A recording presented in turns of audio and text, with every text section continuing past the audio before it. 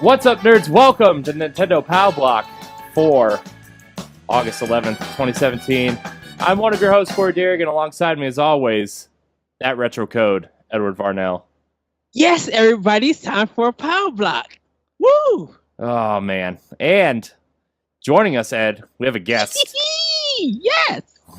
Ed, you're so excited. From Nerd Overdrive, El Capitan himself, Ray Osorio.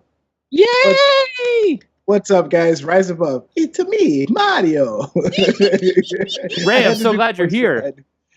Thanks, Corey, for having me. It's always a good time. Ray, I want you on all of our shows all the time. Do you understand that? Even on the Xbox show, because you don't have an Xbox, but you can still come and talk and be there. I want to get on. I want to get on Nerds Gone Platinum. I want to guest host there sometime. I'm gonna message Moose right now because they're looking for guests all the time, and I want to go back on there too because I've bought a lot of PlayStation stuff recently, and I'm really excited. Oh man, Nintendo Pow Block! So excited! Yes! Oh man! All right, here we go. What have you guys been playing? Anything exciting? Anything good? Super Smash Brothers, getting my butt kicked. Wait, what? Yeah, I was playing Super Smash over the weekend with my friend that I was telling you about, and yeah, she kicked my butt. Mario Kart was a little better, but yeah, and see, the thing is I really feel like I'm good at Smash Brothers, so for her to beat me the way she did, I feel kind of sadly emasculated. I'm like, I feel wrong, my ego. You know? That's funny. No, anything else, Ray? That's Overwatch. Lots and lots of Overwatch. Yeah, I played a lot of Overwatch last night too. I was apparently Ray sent me an invite and I was playing. I was too into my match, I guess. Ray's like, I'm sorry, Ray. I feel really bad. Yeah, now. I was like, what the heck? No, but yeah, no. Like the entertaining thing is, I do some of the voice lines for some of the characters. People are like, that's really good. Like Reinhardt, don't worry, my friends, I am your shield. People are like, holy crap, that's good. Yeah, I experienced my first body slam with Doomfist. It was Doom. Okay, as we call I know this cancer. I know. Every team has Doomfist on it, no matter what mode you play. I just want to. I know this is a Nintendo show, but this is really bugging me, and I need to talk to somebody about this.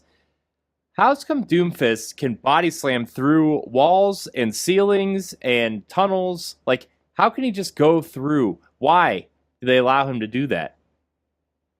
I don't know why. It's kind of broken, yeah. That is not fair because I saw him do it, and I ran into a building. Okay, and then he followed you into the building. No, he used his super outside, and it finished inside. Yes. I was like, what? There is no hiding from the Doomfist. That is broken. That is broken. Yeah. I'm sorry, Blizzard. So Corey, mind you, the whole year and whatever that Overwatch has been out, I got probably 3 or 4, 5 gold medal games, meaning that I was gold in every category you can get a medal in. Since Doomfist launched, I've had 5 gold medal games because people pick Doomfist instead of picking your healer or picking your support. So then I play soldier, so I'm healing people with my biotic field. Right. And so I'm getting gold in healing because of that. Wow. Yeah, it's terrible. Well, last night with Lucio, I had a bronze in eliminations, a silver in damage dealt, and then 2 other gold medals in healing and in objective time. Oh, and I had a silver in objective kills. And now that I know you're back in the swing of Overwatch, I'm going to start sending you my screenshots of my great games when I get 4 or 5 gold medals. Be like, hey Corey, check this out. Nice. I had a game in Mystery Heroes where I went 21-0 in 1 life with Tracer. Wow. And Tracer medals. Oh, I hate Tracer so much. You can't snipe Tracer because she just moves so fast, and her rewind mechanic just But the thing with her rewind mechanic, she's in both places at once. So if you aim where she was or aim where she's going, you can still hit her. Yeah, but I don't care because I'm not a sniper. But like if I'm Lucio, my projectiles are too slow. It's just can't do it. But I just want to point out that I'm a really good healer, and if anybody out there needs a healer on PlayStation 4, I would be playing Lucio. Right here, I need a healer. Yes. I need healing. I'm the one character when we don't have a healer, just to be spiteful when I'm leading the team. I'm just like, I need healing. I need healing, and nobody ever changes to a healer. I'm always a healer. One of our group will probably change over to a healer. Like if Paul's playing with me or Muffins, they'll switch to Mercy, and they'll play Mercy. But it gets annoying when there's no healers, and when I'm leading the entire team in kills, objective time, healing, and damage done. Right. I always play healer. I refuse to play anything else because like I suck at everything else. Except like I'll play a Reinhardt once in a while, and I think Orisa is pretty. They've done some things with her I think are really cool. I like the shield, especially on the Temple of Anubis level where like you go from you go into that last from point the square, from the plaza into the temple. Point, where it's all like that shield is like yeah. Well, there's your Overwatch minute, everybody. Playing anything else, Ray? I had beaten Fire Emblem. Fire Emblem Shadows. I beat that. Do you like it? I like it. I mean, do you like it as much as like Fates or Awakening? No, Awakening is still my favorite of the 3DS ones. So no. And then my favorite one before that was the Game Boy Advance one, the original Fire Emblem. Yeah. That's the one that's the DS one. It had like a gold box. The one you're thinking about is Shadow Dragon, was the one for the DS. We had like a gold box for it with blue writing. Yeah, because that's my actual first Fire Emblem game that I bought. Yeah, I don't know how I feel about it yet. I was excited to play it, and then it's like I don't know. I'm enjoying it, but it's not my favorite. I still like Birthright and Awakening. Like Birthright, Birthright and Conquest were good, but Awakening is still my favorite. Right. Of those.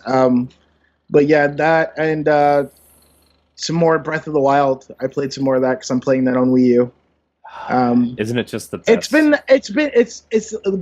My problem is that I have with every open world game is I know where I need to go. I know what I need to do, but I do everything else in between. Yeah, well, that's the best exactly.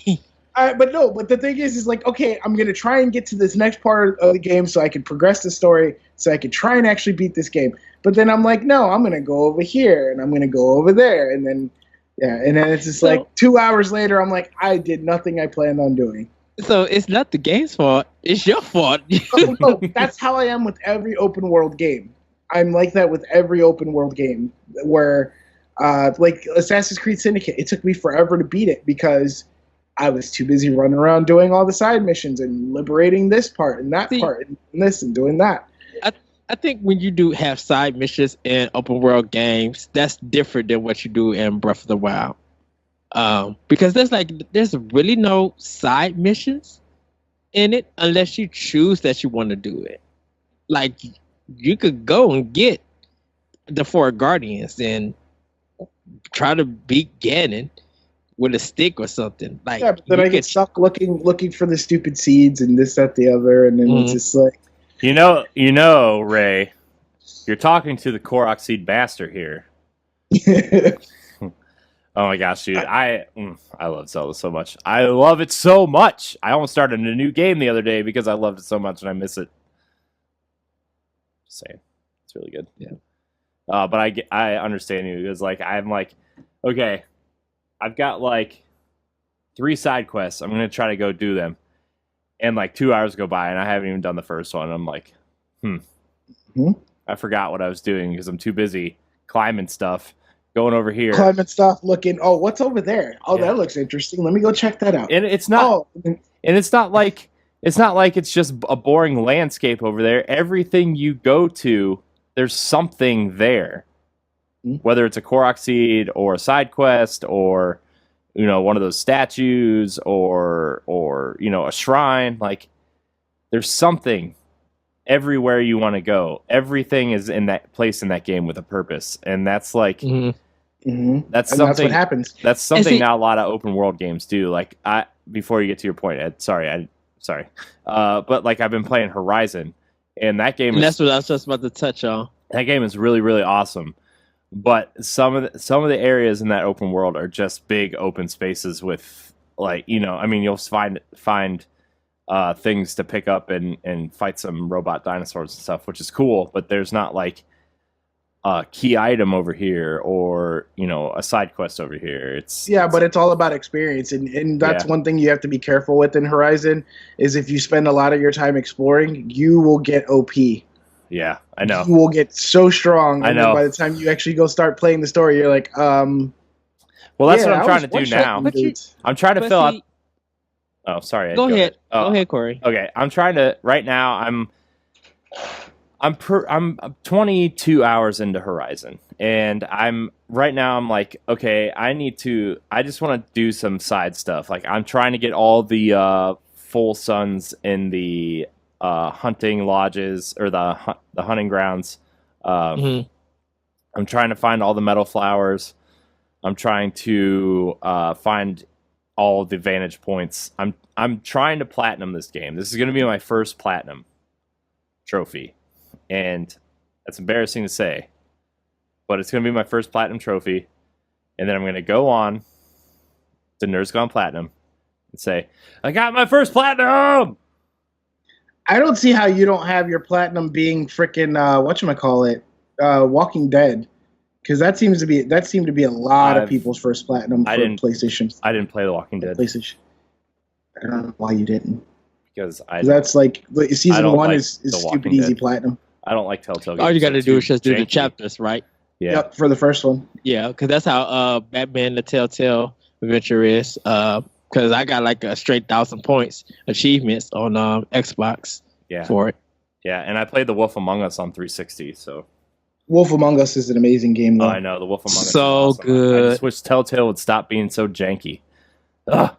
Anyways. Well, that's because they got all these licenses and properties and all that kind of stuff to where now they got to do the Batman thing, and then they're working on Batman Hardcore, and then they were doing Walking Dead, and then they did Borderlands, and then they're doing they did Game of Thrones, so they have their priorities. You can tell where their priorities are, and unfortunately, Wolf Among Us is down on the totem pole right now.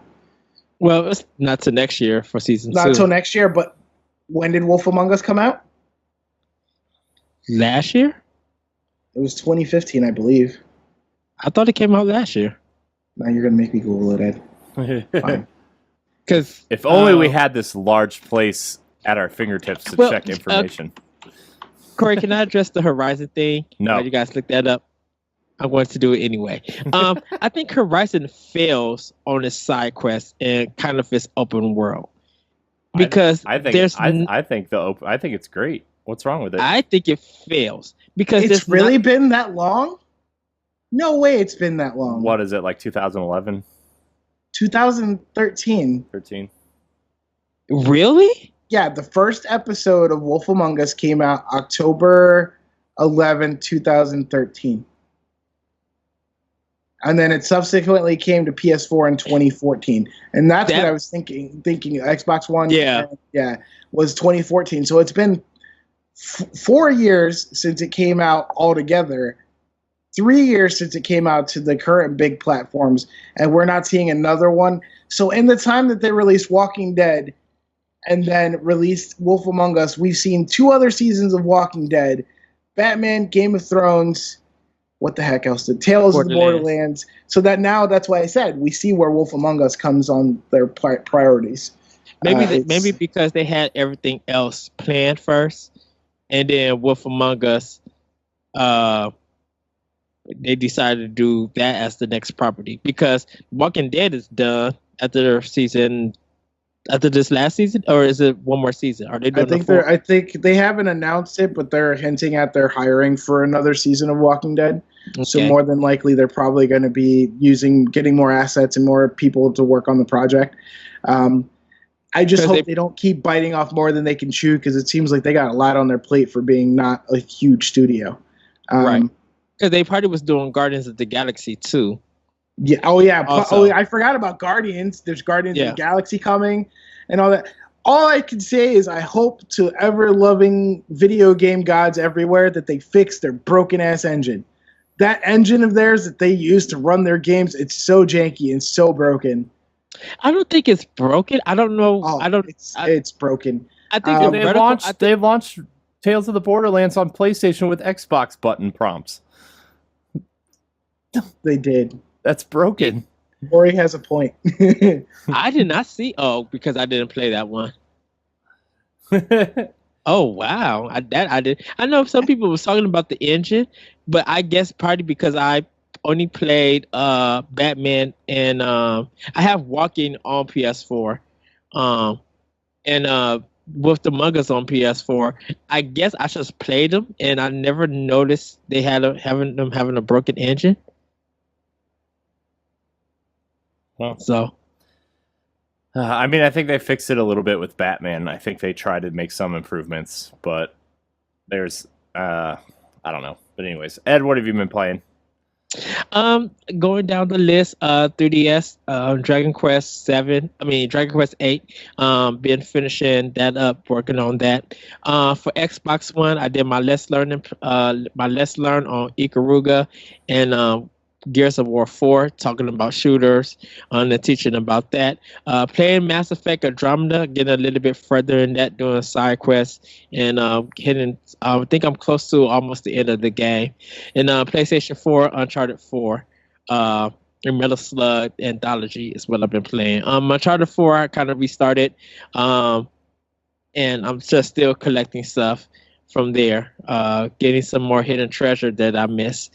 But yeah, that's all I've been playing at the moment. And then I'll be getting to my Wii U later on to do Tokyo Mirage Session and Paper Mario Color Splash and Star Fox Zero. I'm sorry. Oh yeah, I did play Uncharted 4 because we did the pod and play. Yes. I did play Uncharted 4 through the beginning part, and that just reminded me how much I love that game series again. And I actually did pop it on and start playing a little more. And it's just like, I don't know if I'm ready to play it again yet. Like, actually, like, fully play through all the way through it again. Mm-hmm. Well, you should wait, because Lost Legacy is coming out, which seems like the most interesting Uncharted that's come out since 2, for me, at least.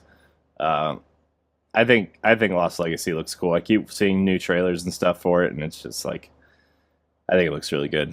But anyways, I'd continue. Sorry. Yeah, I'm kind of interested in Lost Legacy. Stories, Path of Destinies, still collecting the endings for that.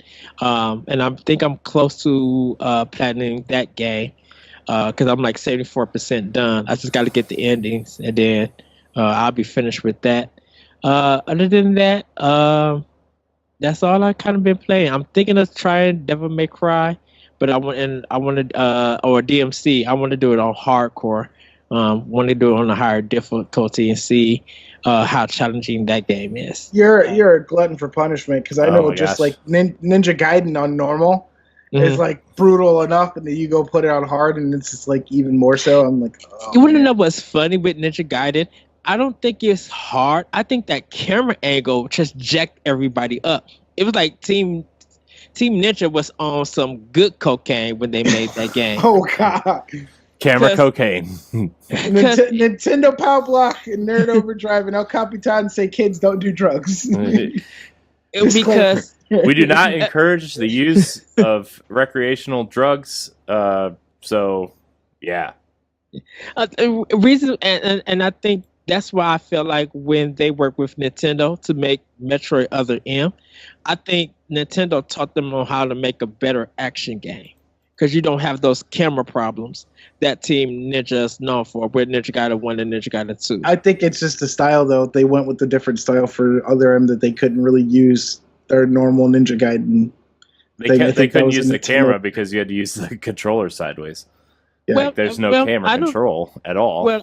Well, not really. I think it's... Which is fine, because there's good games out there that don't have camera controls. Like God of War never used camera control at all, and that game is fine without it. But anyways, Diablo, same thing. I love Diablo, and it's isometric camera over the top. I think that was just the problem with Team Ninja was when they released their games, Ninja Gaiden, the camera was like one of the problems that they that was just unforgivable for them. So I think that's where the difficulty part comes from. Because I think if they had a wide shot, kind of like almost like Bayonetta or Bayonetta 2, oh goodness! I think the fights. You said the magical B word. Or Bayonetta, well, or even Enslaved. Like Ninja Theory. Oh, Odyssey to the West. Yes, I love the Enslaved Odyssey to the West. That was a good. I'll give you that one.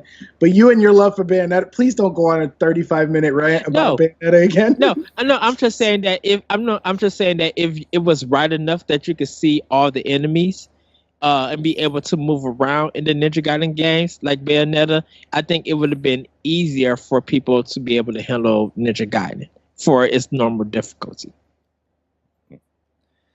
Because you couldn't really control the camera, and that camera really messed you up sometimes. Oh, it was jarring because when you would shoot across or whenever you would use a skill that would make you kind of move around really fast, the camera just didn't seem like it could keep up. Yeah.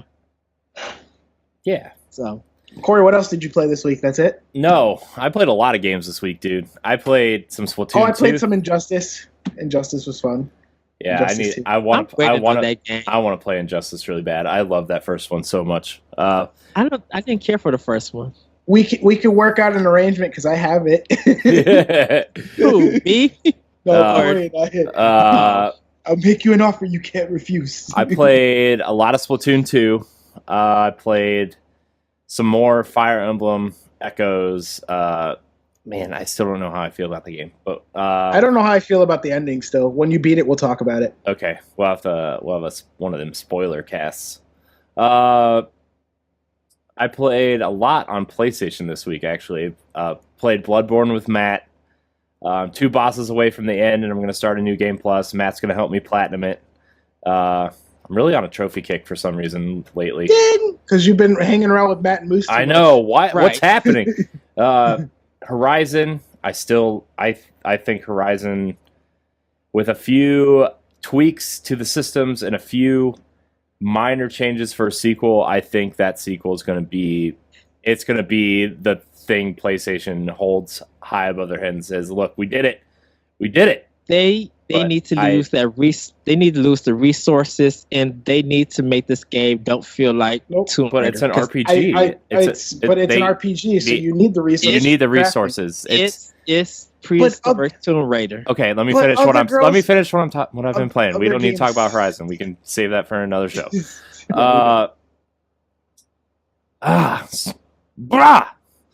More PlayStation.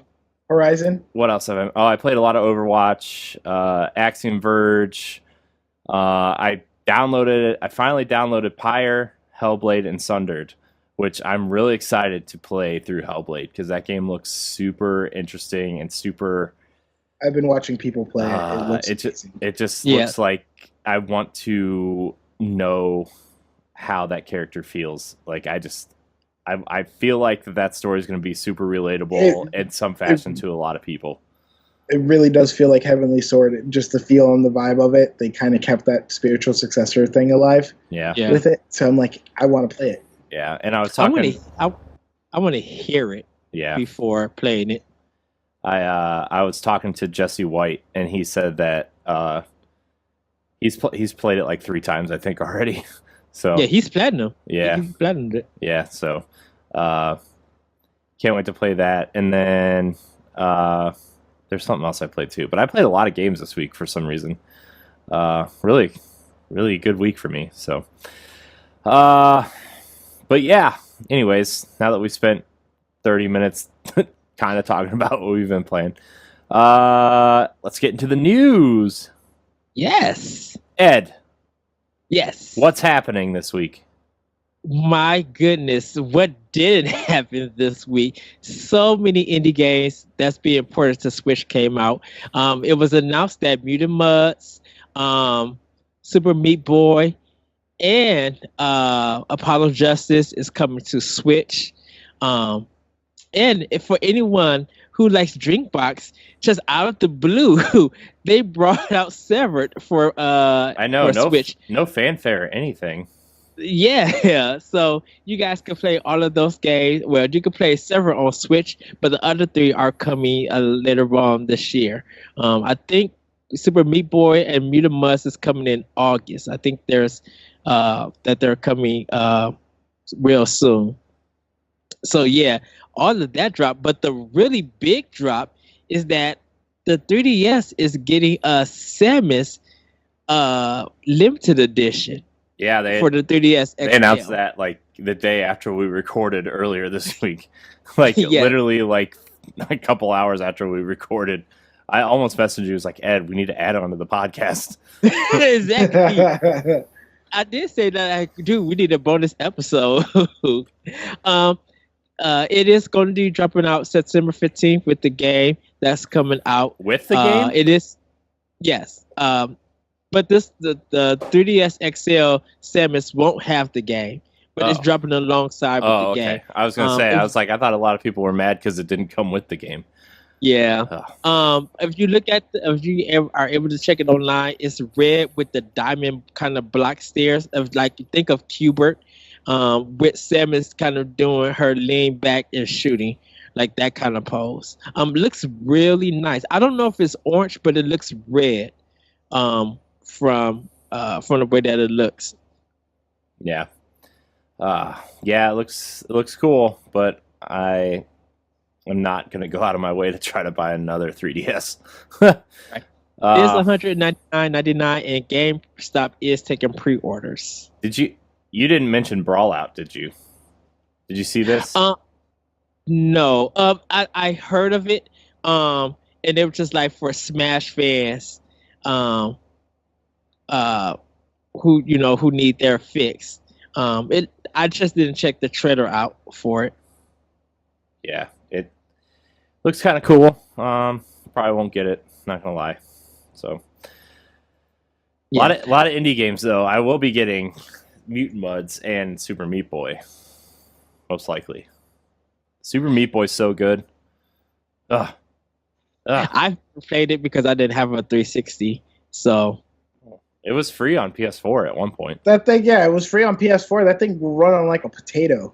Yeah. Like, I don't see how you haven't played it so far. Probably runs on your refrigerator. It's the next Doom. Oh, did you guys see?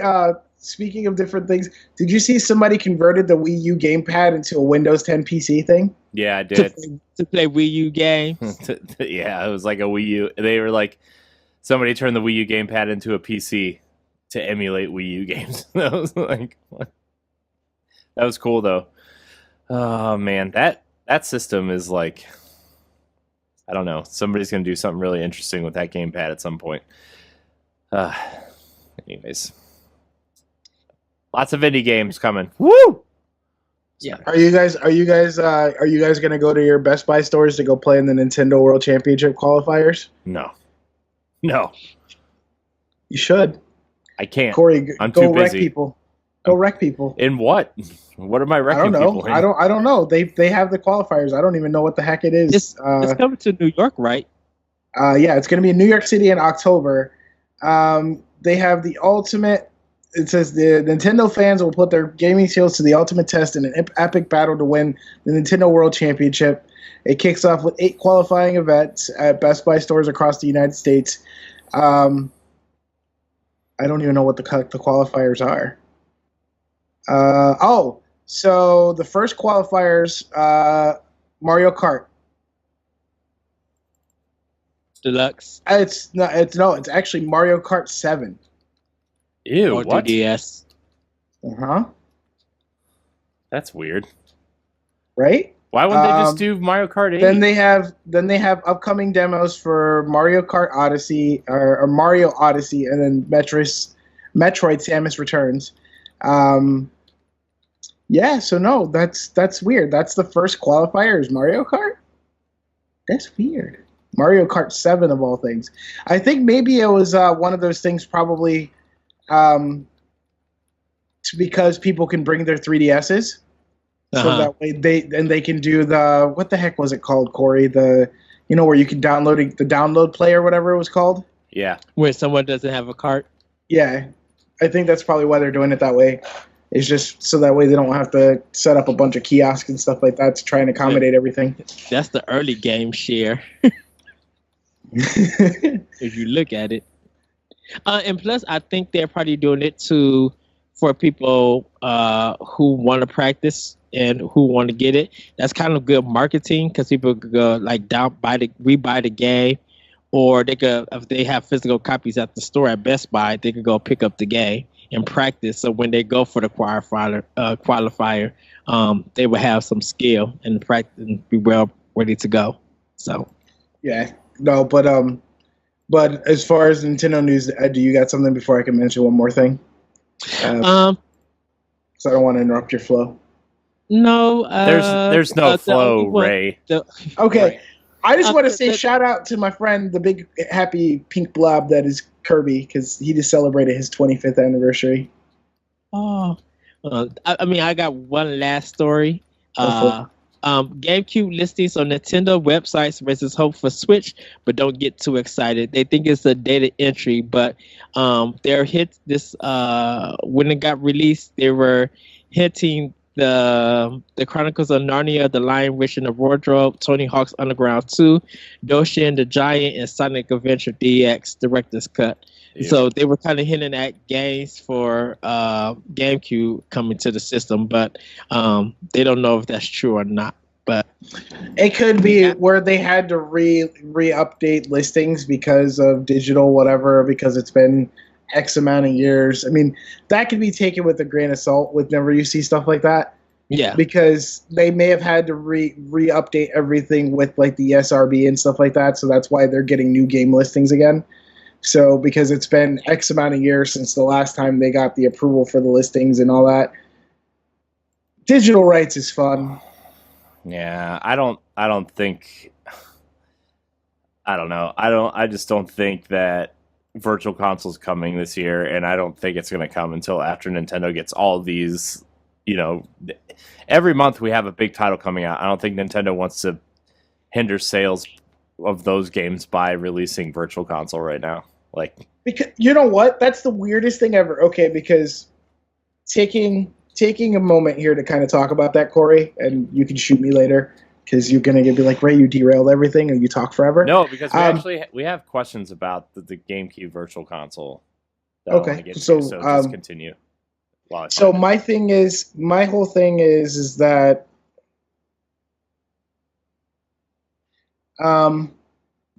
my whole thing is with everything. You look at backwards compatibility, right? Whereas Xbox is doing it via their digital and discs. PlayStation is doing it with their PS Now and their classics. And then you have Nintendo doing it with the eShop, Virtual Console, and that kind of stuff, right? Why is it that Nintendo gets the least amount of crap for making you buy the same old game over and over again? Like, across all of the Nintendo things that I've had that have the virtual shop on it, mm-hmm. I've bought Super Mario Brothers like at least 5 times. Like, I kid you not. Like, how many times I got to buy that game again before they're like, hey, no, we're going to tie this to this so you don't have to buy it ever again? I think the coding is probably different for those systems, but you also got to realize that Nintendo, out of the gate, when they introduced Wii U, bam, you can play your GameCube games on the system. So you don't have to do eShop if you don't want to. When they did 3DS, you could play your old DS cards. Don't forget the regular DS when it first came out, you was able to do Game Boy Advance games on it. So I think they're backwards compatible. They were more focused on their physical than they were on digital, where Microsoft and Sony didn't believe in backwards compatible. Look at PlayStation 3 when it first came out. When they had the 20 gig one, you was able to do PS2, but then they put a download patch where you couldn't even do it no more. So Nintendo gets the less crap about it. I mean, they might get crap because of the same game being over and over on other systems, but that's all optional. If you buy it once, you don't have to buy it again on that system. You just make that decision that you want to buy it again. But I think Nintendo was more focused on physical backwards compatibility, where everybody who was yelling at Microsoft and Sony was just like, we want to play our old system physical games on the system. Everybody wanted to play Xbox, the regular Xbox games on their 360. Microsoft didn't believe in that. Sony did the same thing. They didn't believe that. And Sony did believe in it, but it came back and made the PlayStation $599. Yeah, and like I said, that's what happened. But like they decided to cut it to make it cheaper. Right, but like I said, they patched it for that not to happen. But it was just like a lot of gamers didn't care because they felt like if they're going to spend all this money, why can't they not why is Nintendo doing it and they can't get that same kind of treatment for their current systems? Like, if I'm spending all this money, why can I not play some of these old games? Because people understand that those old systems are going to be obsolete, but people invest a lot of money into those systems and those games, and they want to continue playing them. Microsoft learned that with Xbox One because they're doing 360 games and they're doing the regular Xbox games, like that whole category. So now that's going to have people looking for old games that they want to buy from people. So that's money making for resellers. That's going to interest people to pick up an Xbox One because now they could go back and play those old games. People don't want to do PlayStation now because it's still laggy and it's some janky mess. They still don't got that together.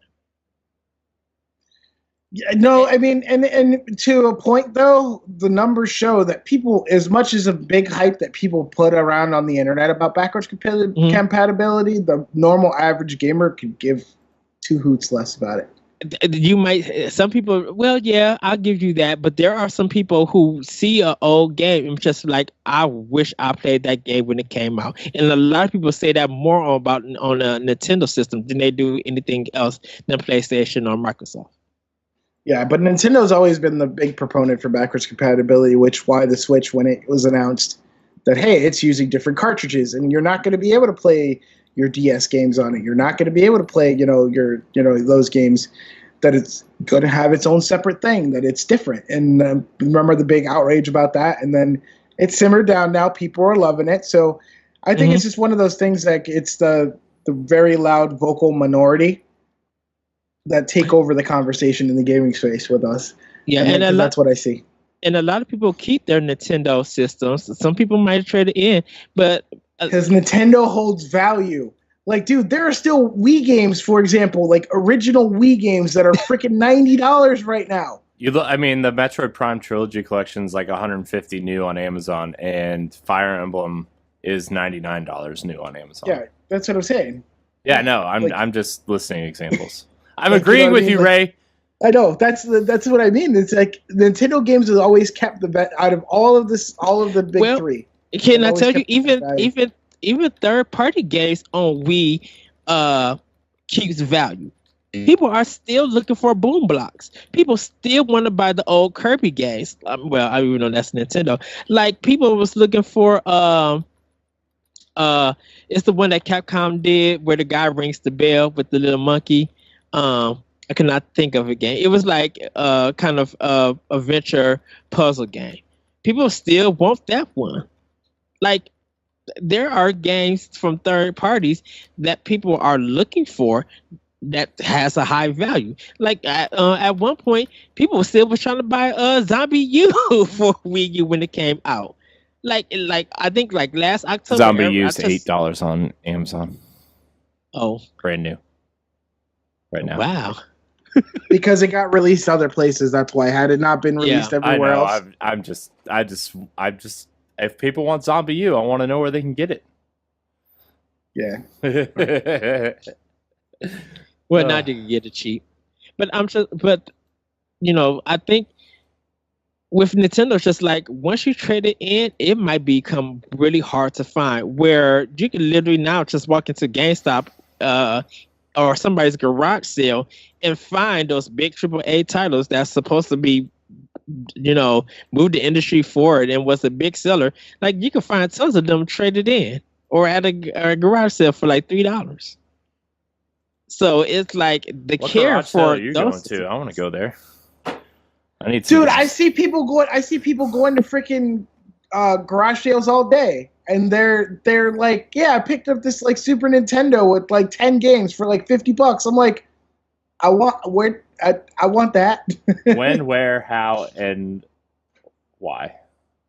Yeah, it's crazy. But And then look, and then if it's some rare games, like really rare games that they got the cart, the must could really run you like 600, 800 some dollars. Like they are up. Now I will say this: anyone who sells Panzer Dragoon for $10 for the Sega CD is an idiot. I'm sorry, but if you sell that at a garage sale and for only $10, you're a complete idiot. Because Panzer Dragoon for Sega CD is probably one of the most expensive games that people still want to buy. Yeah, or but look for. to be fair, I don't think Grandma's keeping up on the latest eBay trends for rare video games. Yeah, because that one Olympus game for the NES that people were trying to scam for like $1,200 some dollars. Yeah. Did you see that NES collection that's going on eBay for almost $30,000 right now? yeah, that's crazy. It's like Not today. So yeah, Panzer Dragoon for the Sega Saturn is going for roughly $50 right now on eBay. Really? Mm-hmm. Who the heck is selling it for $50? There are 17 used and new offers from $46 to $48 right now. Wow. That has to be a scam because No, I'm looking at it right. Actually, it's through Amazon. Actually, not even eBay. Amazon. That's very weird because that was like one of the most expensive games people were looking for, like to buy, like with the cart. With the CD and the box, like everything to it, like it was going for like $1,500. I mean, factory sealed. The factory sealed one is going for $1,000, but unused condition. If you find it used, it's like $50. Oh wow, just wow. Now the entire saga for Panzer Dragoon is going for like $800. Like how many games was it? Was it 2 or is it 3? I think it's 3. It's 1, 2, 3, 4 discs, 2 games.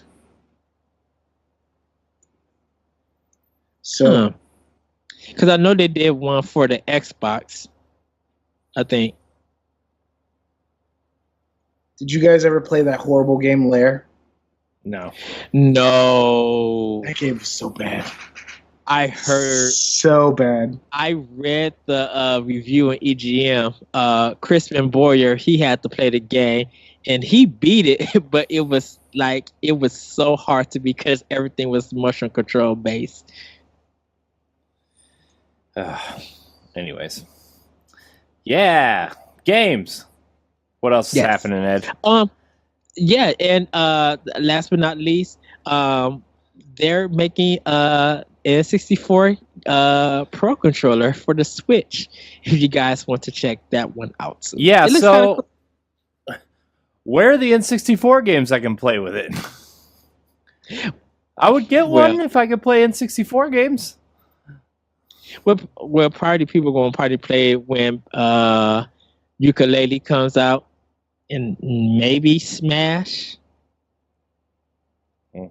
Yeah. What? Did we talk about that Smash controller bin on last episode? Yeah. Okay. Yeah. What was I gonna say?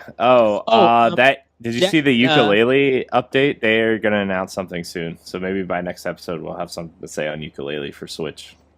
The Jackbox Party Pack also 1 and 2 is hitting on Switch on August 17th. Yeah. So. Yay! Yeah. More party games. Sorry.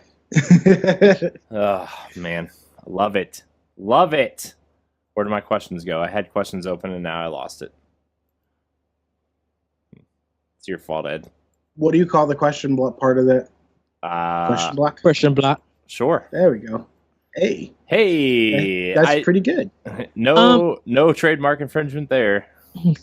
Sonic Mania. Is that tomorrow? The 15th. The collector's edition started showing up at Best Buy already, though. Okay. Because I know it says August 10th, North America for Nintendo download, and they got Sonic Mania. I don't know if it's a... Can Sonic just go somewhere for a while? Like, seriously?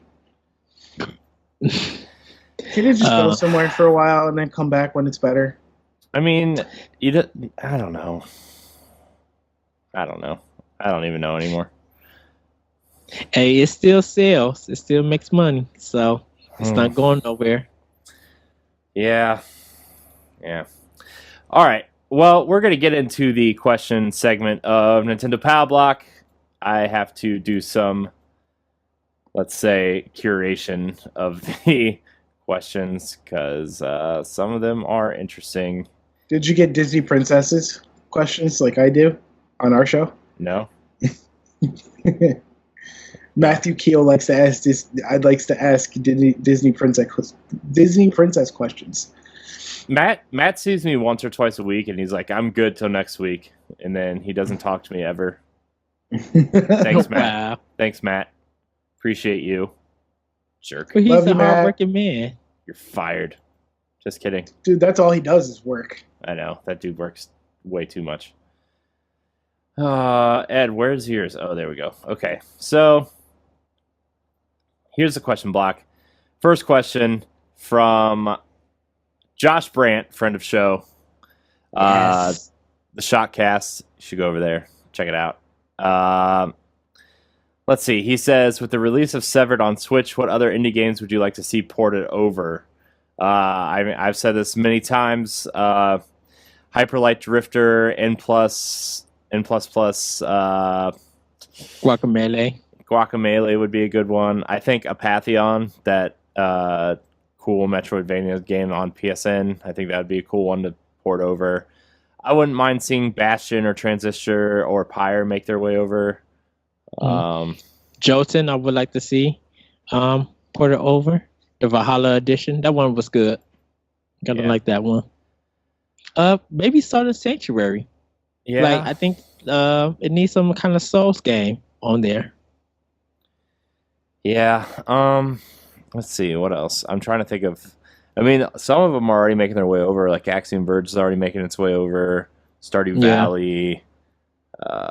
Stardew Valley's great. Yeah, I haven't played it yet. I've been waiting. Overcooked has made its way over. So I mean, those are kind of the big ones right now for me. It would be N++ would be like, or if they made like an N+ double pack where they put N+ and N++ in. Oh, you wouldn't ever see me again. Ever. The story of N+. How it started off with, I think, DS, or was it PC first? It started as a Flash game, I think, on PC somewhere. I just remember it being on DS first. It came to DS after the Xbox because it was an Xbox 360 arcade exclusive for like 3 months, and then it came to DS and PSP. I don't know, one of them Sony handheld things. But yeah, it was on DS. I have the DS version somewhere. I think it's the only physical cart I have left from somewhere that's not a Nintendo game. But yeah, man, that game is awesome. What about you, Ed? What do you want to see ported over to Switch, indie game wise? Pretty much probably like the same games that you just mentioned. I think I would like a beat 'em up game. I don't think no indie game has made a beat 'em up game yet that I know of. I would like to see something like that on Switch. How about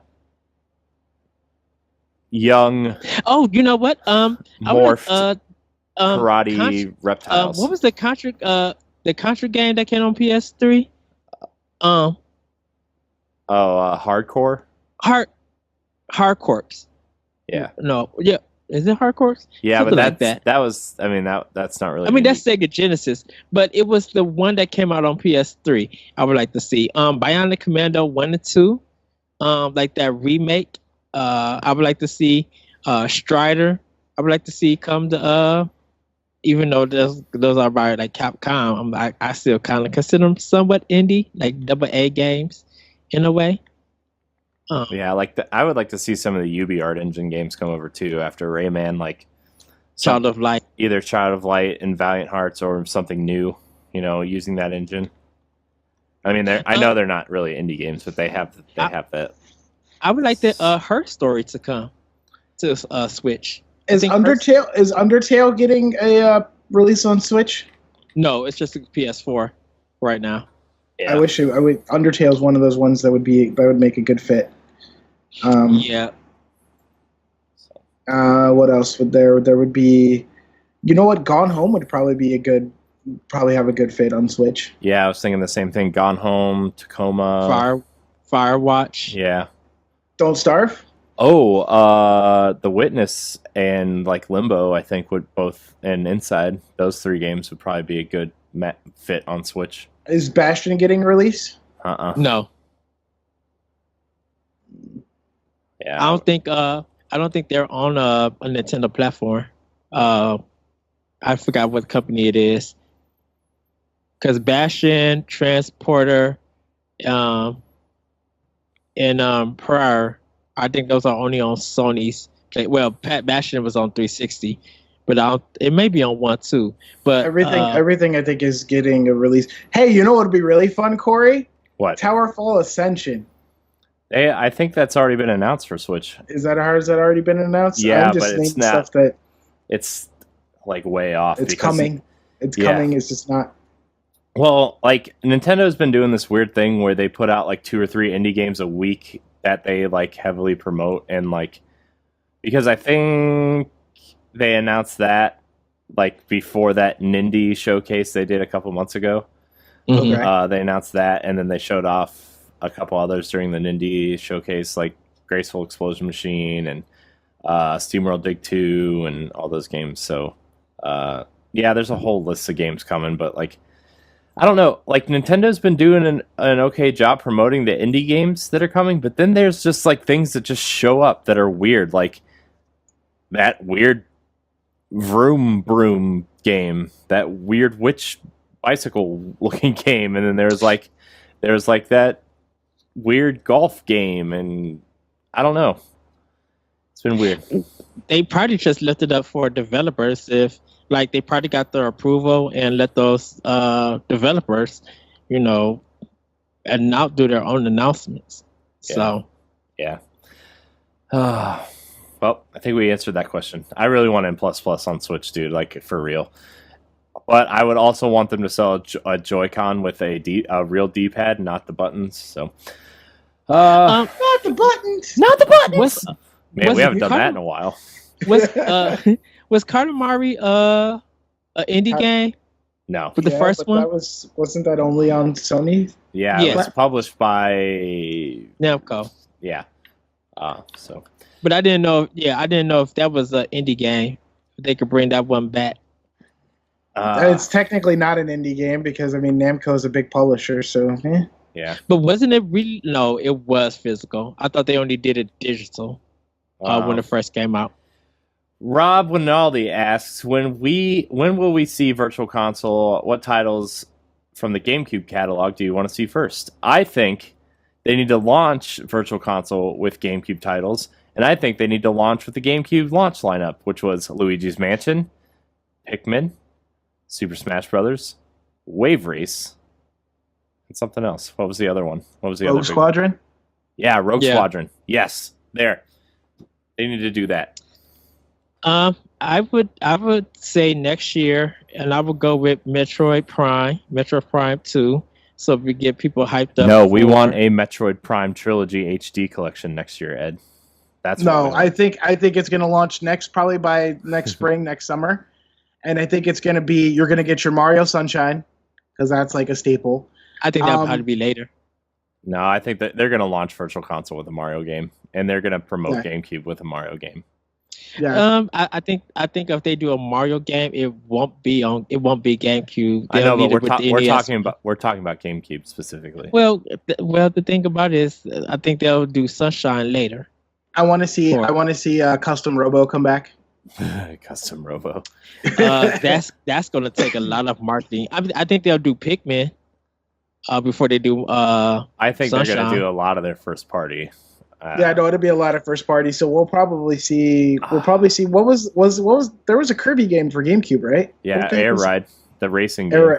We'll probably see Air Ride because everybody's going to want Eternal Darkness. Well, that can't happen. Why? Why not? Nintendo owns it. Nintendo owns it. Do they own the property? Yeah. That's why they haven't been able to get a sequel. That's why. Who did it? Silicon Knights hasn't been able to do a sequel. Silicon Knights got shut down because that's why they haven't been able to do a sequel because Nintendo won't let them. Nintendo owns that first game. Well, because Microsoft ended up buying the Silicon Knights. No, that's why they couldn't do it. Mm-hmm. No, they didn't. Mm-hmm. Yes, they did. Because don't forget, Silicon Knights.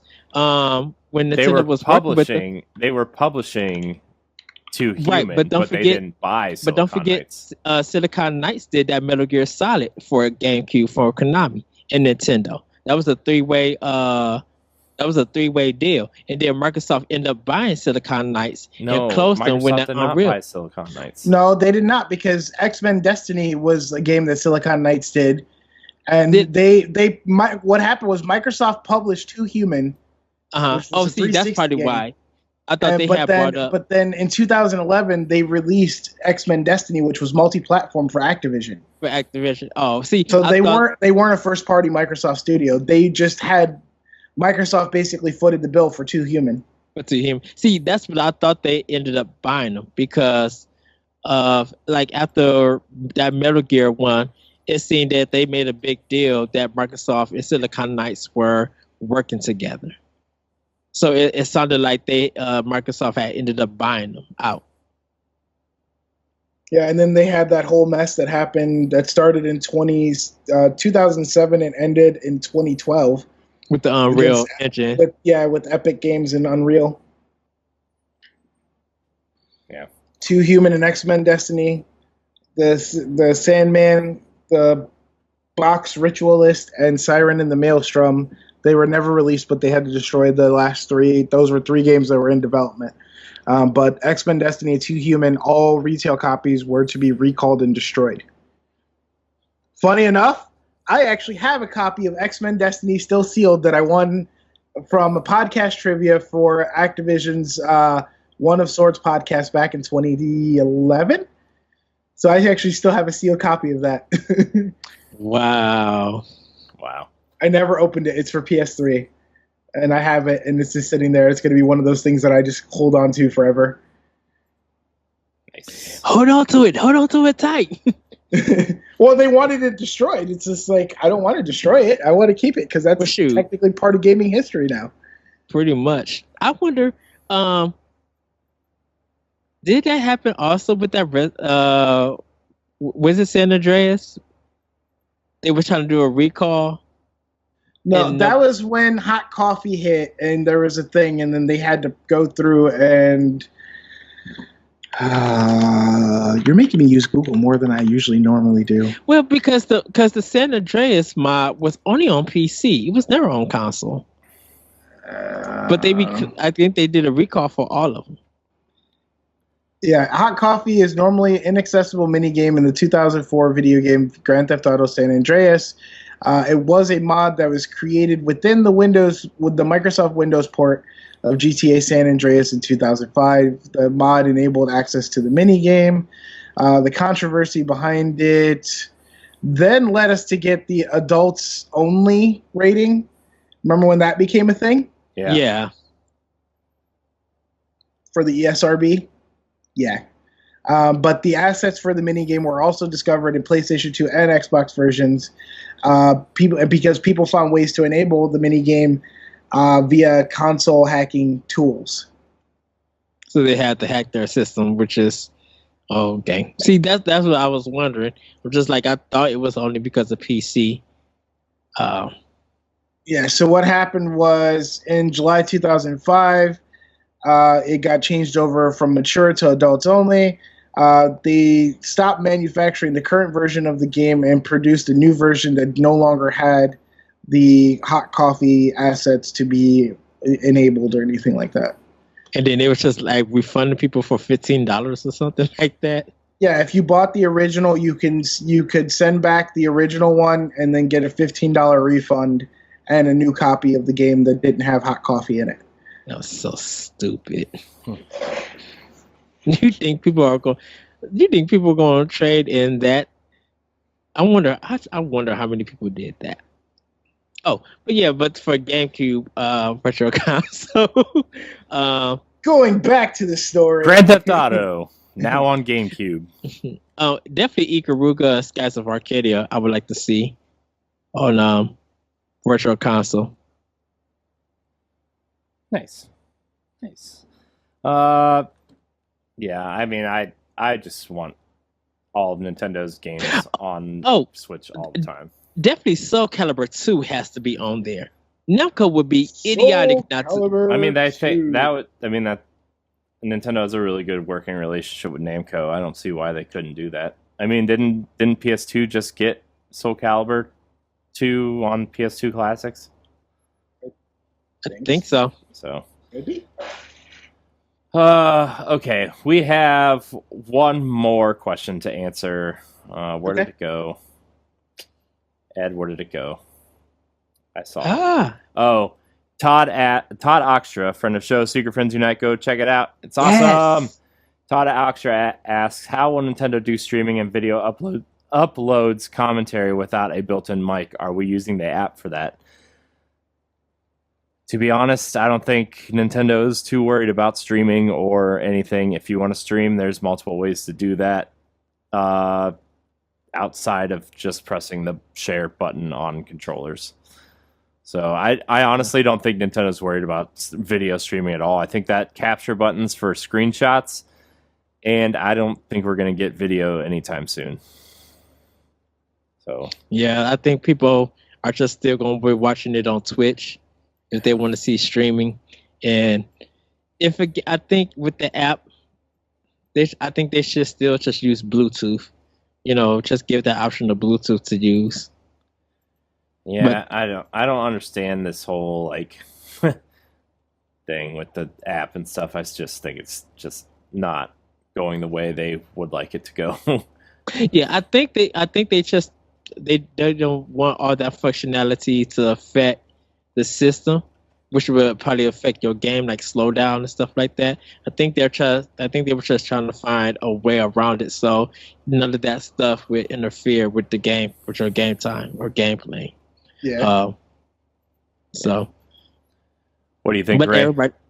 Oh, sorry, Ed. Oh no, but I think people are just using Discord and Skype for like the chat stuff.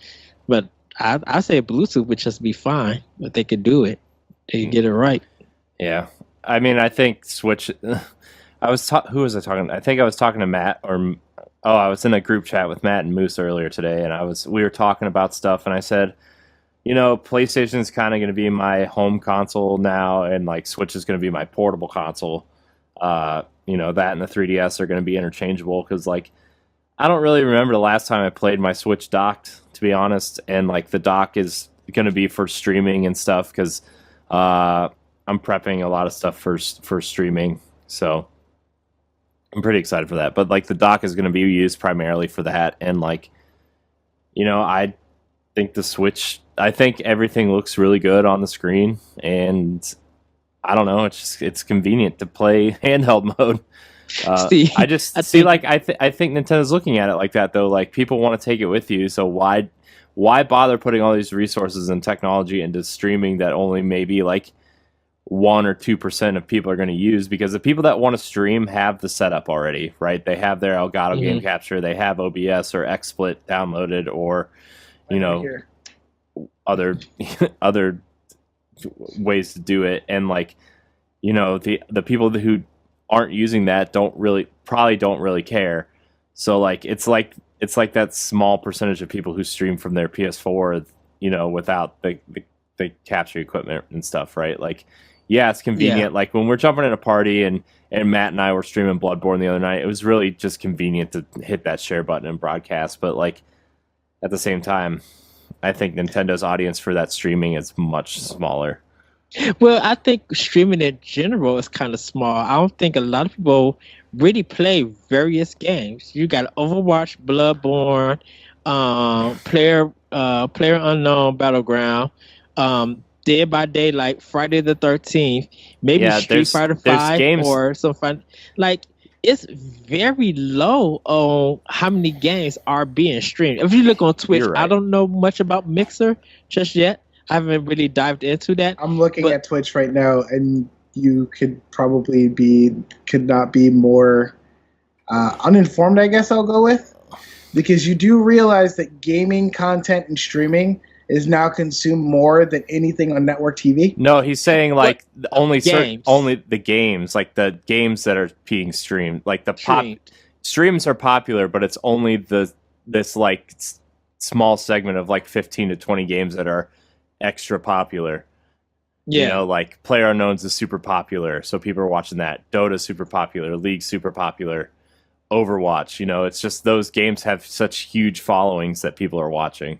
Right. Destiny is still popular, Bloodborne is still popular, Final Fantasy 14 and 15 are popular. There's all kinds of different games. It just depends on what you're interested in, I guess. I haven't really seen a lot of people stream Final Fantasy 14. I know people talk about it, and maybe that's just probably my Twitter feed, like Twitter friends and stuff. They're sharing more of the PlayStation 4 one, but I think if people are streaming it, it might be the PC version. Yeah, that they're streaming. Joey streams the PC version a lot. I wish I wish it gave me a count on how many, because I'm in the Final Fantasy 14 online streamers thing right now, and there's this wall upon wall of stream right now. But they don't tell they don't tell like console or no. Okay. They just tell the game. It's just the game, yeah. Yeah, I think more people are doing it on streaming on PC, because I think a lot of people who do play it on console, I think they just play it with their friends and they don't even think about streaming. I know a lot of people that do actually stream it from PS4.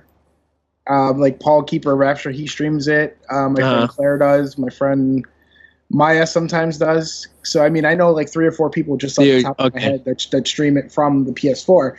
I myself have that problem where I have the nice Elgato capture and stuff like that.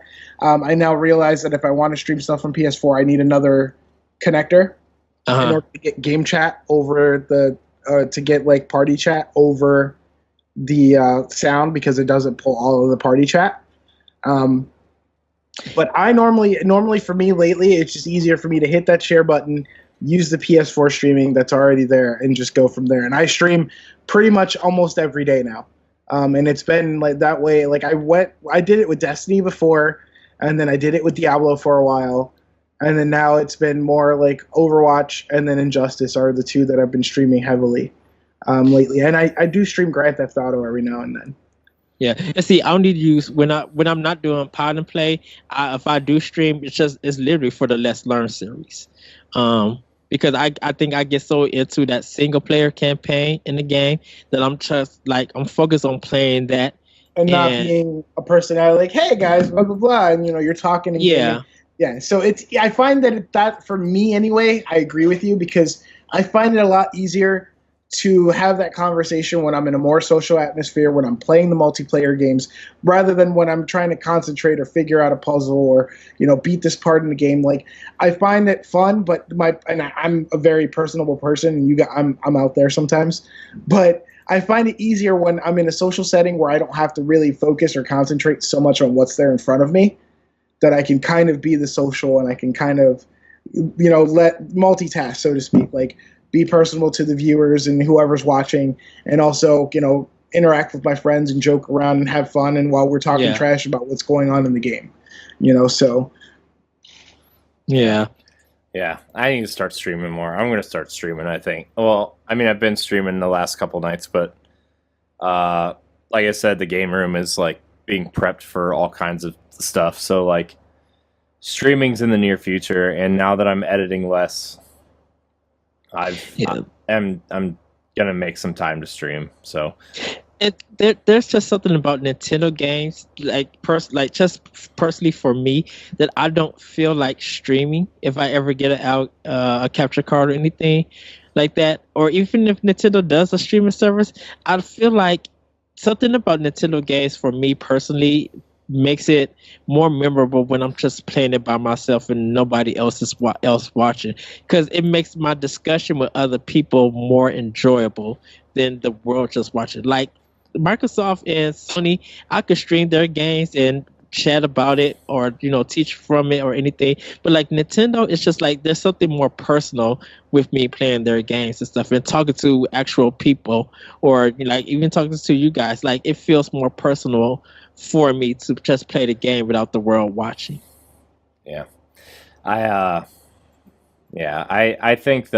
I think the most interesting things to stream for Nintendo right now would probably be Splatoon or Zelda speedruns. I think those are the two things for streaming. Mario Kart's always really that. Yeah. See, that surprises me. Like I mean, I love Mario Kart, but that kind of surprises me that Mario Kart's popular in streaming. And ARMS is getting a little bit popular. Like people are still playing it. I like ARMS, but I don't know if I would ever consider it like a competitive fighting game. I just think it's a fun game to like roll through and try to unlock stuff and then play with your friends. I don't know if I would ever. I think people never thought that about Smash Brothers, and look at the following that it has. Mm-hmm. Yeah, I mean, but I could see where what you're saying though, Corey. Like ARMS is not definitely that strategic fighter kind of thing. It's just goofy fun. It's so deliberate, man. Like everything you do in that game is so deliberate. You can't fake people out. Like in Smash, you can like duck or do the double duck and jump down to the next platform, or jump or jump backwards and stuff, and like do the fake grab stuff. But like in ARMS, everything you do is super deliberate, and that like on one hand it adds a layer of strategy, but on the other hand it's like you're committed, and so like people know what you're going to do as soon as you do it. And well, I think when it comes to EVO Japan next year, like people are going to tune in to that ARMS because they want to see. I think if you was going to stream something like ARMS, people are going to see what can you do in this game that really shouldn't be able to be done. Yeah, and Street Fighter games, like that games are so technical. Gamers who play that and learn it, they know the techniques and they know the technicality of what that game can do. Because ARMS is just like so goofy, and you kind of gotta wait. There's kind of like a weight system and stuff, and the balance thing. You want to see what are people going to do, because it really is up to chance in ARMS than it is into something like Street Fighter or even Injustice 2 or even like Killer Instinct. Yeah. Video games popular. Who would have thought? Well, I think that's gonna wrap our show for this episode. Ray, we need to play some Overwatch. I don't know what you're doing. We do need to play some Overwatch. So you just gotta let me know when and where. Yeah, we can do it. I need to set up. I need to finish setting up this game room for streaming. We should stream some Overwatch together. We should be just best friends for Overwatch. we are best friends just for Overwatch now. I add that to the thing. Just let everybody know I'm not part of the Overwatch talk. I know. You should definitely give it a try. You know what? One of my really good friends was like, "Oh, I hate Overwatch. I can't stand it. This, that, the other." And then, if you bring up Destiny and Borderlands in this Overwatch talk, I'm smacking you. When are you not going to smack me? But they're nothing alike. Nothing at all alike. But yeah. No, but he tried, and now he's hooked. He's just like, I love this game. I don't know why I hated it so much. It does nothing for me. See, you've always been, as long as I've known you, you've always been more of a single player kind of gamer. I do some multiplayer stuff. He plays Titanfall. Yeah, but he plays it on Xbox. Because it was cheaper on Xbox. I'm just trying to say. Can I tell you, Ray, the reason why I did get on Xbox because PS4 didn't have It was PS4 like did $12 at launch. You want it like 2 weeks after launch on Xbox. I actually paid $65 because I got the deluxe. I got the deluxe edition. Yeah, but the standard edition at that time, like 2 or 3 weeks after launch, because it was selling like crap on Xbox, it was $20 for the standard. It was selling the same thing on PS4. Only reason why I got it on Xbox is because of, of course, the demo. I played the demo on Xbox and it felt really good. External hard drive for Xbox One was available. And I had a lot of games, and I didn't have the space, so I had to throw it on my external hard drive. PS4 didn't have external. You can't use that excuse anymore, Ed. You can't use that argument anymore because it's available on both now. Yeah, it took Sony about 4 years.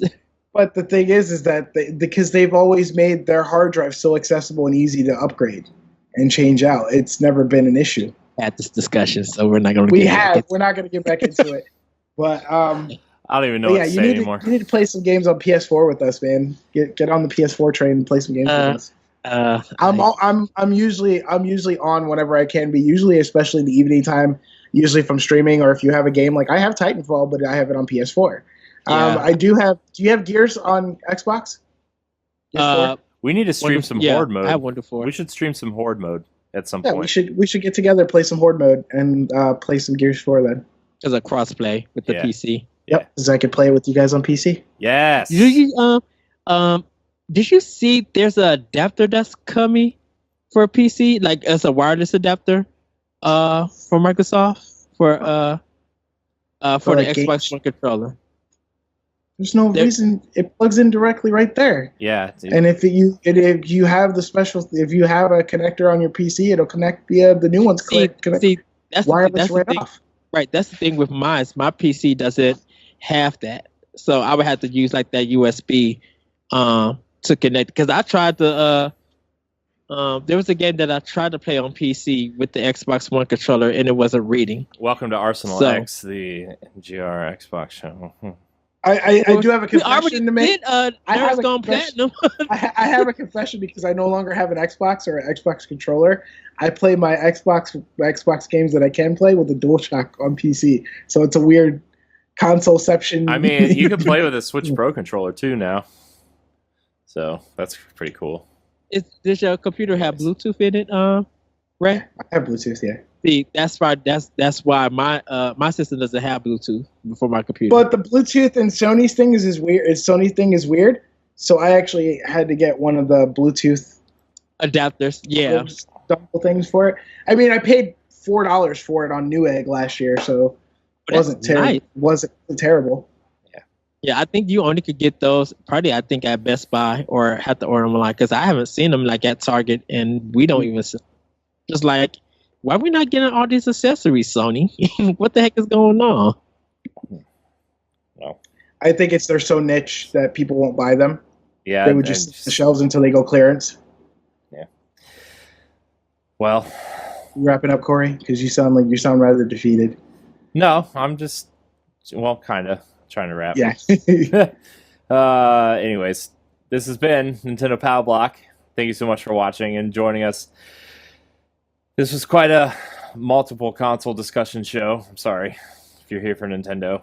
We ended and began with not Nintendo, but anyways, go buy your Switch. And if you're feeling generous, buy me one. This is on layaway. Buy me a second one. Just kidding.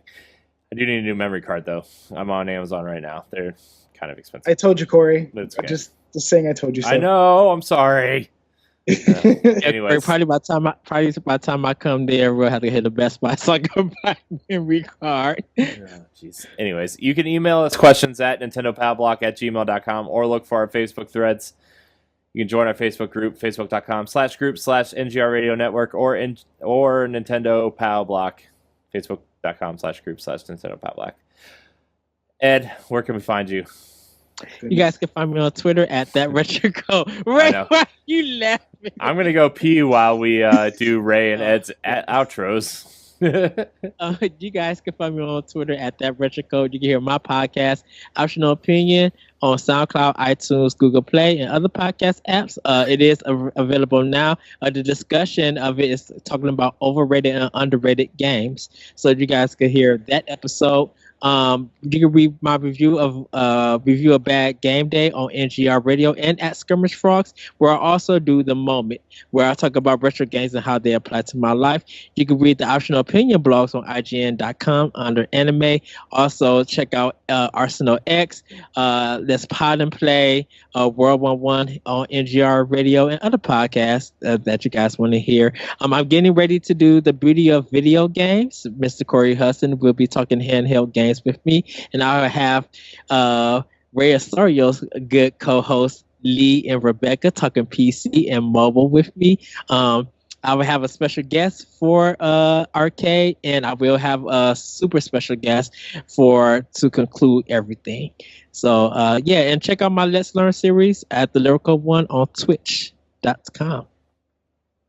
Yeah, Ray. Yes. Where can we find you? All right, so you can find me, LRay, NY617 on Twitch, Twitter, Instagram, basically all the console platform spaces, same name, ELREYNY617. You can find the show that I co-host, Nerd Overdrive, at Facebook.com/Phoenix Overdrive, YouTube.com/Phoenix Overdrive, and SoundCloud.com/Phoenix Overdrive. You can also find our shows on iTunes, Stitcher, and Google Play Music by searching for Nerd Overdrive. Find our community Facebook page, Facebook.com/groups/PO Nation. We discuss all the latest and greatest in gaming news and all things nerd there. You can find us on Twitter, nerd_overdrive, also at PHX_overdrive on Twitter and Instagram as well. We do stream our shows when they're live. We've been on a little bit of a break, and Lee's on the cusp of doing his big PC upgrade that he's been talking about for the last year plus. I see this graphics card. We've been down for the last month or so, but we do have new shows incoming, so don't forget about us. We do stream our episodes live, Facebook Live on the Phoenix Overdrive, Twitch, twitch.tv/PHX_overdrive, and YouTube by adding a /live to the end of our YouTube address. But I want to thank Corey again for having me on the show. Thanks, Ed, for having me on the show. It's always a great time. I love you guys. You guys are like my brothers, as Lisa said. So much bromance. I love you both. So, but thank you guys. And as I always say, game over for now. Rise above, guys. Yay! Well, you can find me at Corey Hudson in HD on Twitter, Corey in HD on Instagram and Twitch. You can find me hanging out in the NGR Radio Facebook groups and on Twitter and all these other places. Where else can you find me? I have no idea. NGRradio.com, you can find all of our content, videos, breakouts. Like, subscribe, and share to our YouTube page, please. My wife is catching up with her YouTube page, and it's been up for 2 days. So now it's you also have to remember that we do cover a select segment and have our target demographic, whereas hey, you know what? Grandma bought Wii too. Okay. Oh man, that's the title of the episode. Grandma bought Wii too. Grandma brought Wii too. Yeah, that is true. Oh my gosh! Thank you so much for watching, and until next week, we love you. Bye, everybody. Woo-hoo.